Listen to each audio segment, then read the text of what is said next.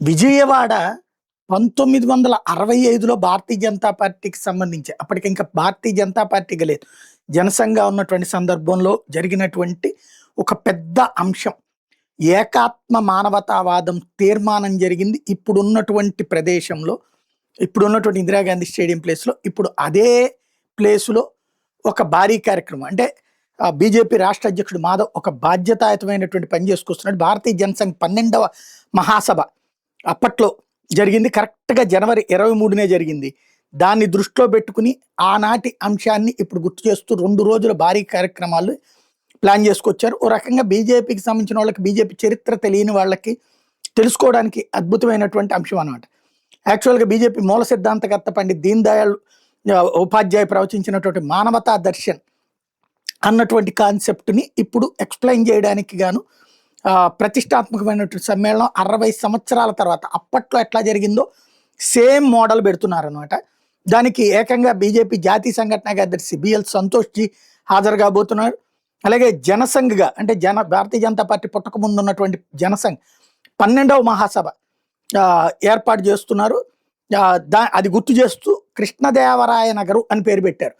ఎందుకంటే ఆనాటి ఏదైతే చారిత్రకమైనటువంటి ఘట్టాలకి ముస్తాబు కాబట్టి అందులో కృష్ణదేవరాయలకు సంబంధించినటువంటి పట్టాభిషేక ఉత్సవాలు జరుగుతున్నాయి కాబట్టి ఆయన పేరు పెట్టారు.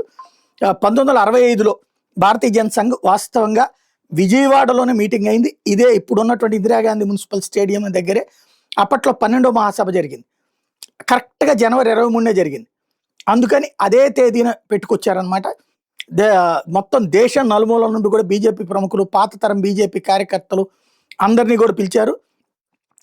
అప్పట్లో ఏకాత్మ మానవ దర్శనానికి అంకురార్పణ అనేది 1965 సంవత్సరంలో విజయవాడ నగరంలోనే జరిగింది. పండిట్ దీన్ దయాళ్ ఉపాధ్యాయ ప్రతిపాదించినటువంటి అత్యున్నత తాత్విక సిద్ధాంతమే ఏకాత్మ మానవ దర్శనం. ఈ సిద్ధాంతానికి 1965లో జనసంఘ్ మహాసభల్లో విశేషమైన చర్చ జరిగింది. అప్పుడు చారిత్రాత్మకంగా తీర్మానం ఆమోదించబడింది. దాంట్లో ప్రధానమైనటువంటి అంశం ఏంటంటే విదేశీ పాశ్చాత్య పెట్టుబడిదారి విధానానికి, కమ్యూనిజానికి రెండిటికి ప్రత్యామ్నాయంగా భారతీయ మూలాల నుండి పుట్టినటువంటి సిద్ధాంతం అది. ప్రపంచవ్యాప్తంగా దాన్ని అమలు చేసుకొచ్చినటువంటి దానికి ఆరంభం అదై ఆ సభకి అప్పుడు జనవరి 23, 24 జరిగింది కాబట్టి ఇప్పుడు కూడా 23, 24నే పెడుతున్నారు. ప్రత్యేకించి కృష్ణదేవరాయ నగర్గా స్టేడియానికి పేరు పెట్టారు. కృష్ణదేవరాయలు పట్టాభిషిక్తుడైన రోజు అయినటువంటి కారణంగా ఆ పేరు పెట్టుకొచ్చారు. స్టేడియం బయట భారతీయ జనతా పార్టీ జెండాలతో పాటు రంగురంగుల పూలు, విద్యుత్ కాంతులు అలంకరించారు. సభా ప్రాంగణంలోకి దారితీసే ముఖద్వారాలకి భరత జాతి మహావీరుల పేర్లను పెట్టడం అన్నటువంటిది మరొక స్పెషాలిటీ. మేధో మదనం 2 రోజుల పాటు సాగుతుంది. ఈ ఉత్సవాల్లో కేవలం పాత స్మృతులు గుర్తు చేయడమే కాకుండా భవిష్యత్ ప్లానింగ్ కూడా చేస్తున్నారు. ఈ ఏకాత్మ మానవతావాదం అన్నటువంటిది 1965 నాటి తీర్మానాన్ని గుర్తు చేసుకోవడంతో పాటు ఆధునిక ప్రపంచం ఎదుర్కొంటున్న సవాళ్లకు ఈ సిద్ధాంతం ఎలా పరిష్కారం చూపుతుందనే దాని మీద మేధోమదనం జరగబోతుంది. 2వ సమావేశంలో రాజకీయ సాంస్కృతిక కోణాలు, 3వ సమావేశంలో భారతీయత ప్రపంచవ్యాప్తంగా దాని ప్రభావం అనే అంశాల మీద జరుగుతుంది. వికేంద్రీకరణ, ఆర్థిక అభివృద్ధి అంశంగా భారతదేశంతో పాటు ప్రపంచవ్యాప్తంగా వికేంద్రీకరణ ద్వారా సాధించిన సమగ్ర ఆర్థిక అభివృద్ధి మీద 4వ సమావేశంలో చర్చలు జరగబోతున్నారు. ఏకాత్మ మానవ దర్శనం ద్వారా సుస్థిర అభివృద్ధి లక్ష్యాల సాధన అన్నది 5వ సమావేశం ఉండబోతుంది.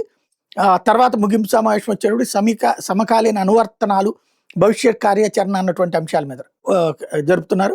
ఓవరాల్గా సాంస్కృతిక కార్యక్రమాలు జరుగుతున్నాయి.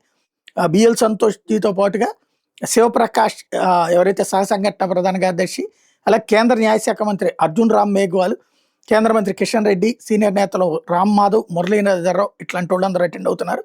65 నాటి జనసంఘ మహాసభలను ప్రత్యక్షంగా చూసిన ఆనాడు పనిచేసిన కార్యకర్తలు, నాయకుల్ని ప్రత్యేకంగా తీసుకొచ్చారు. వయోభారాన్ని సైతం లెక్క చేయకుండా వాళ్ళు సభకు హాజరవుతున్నారు.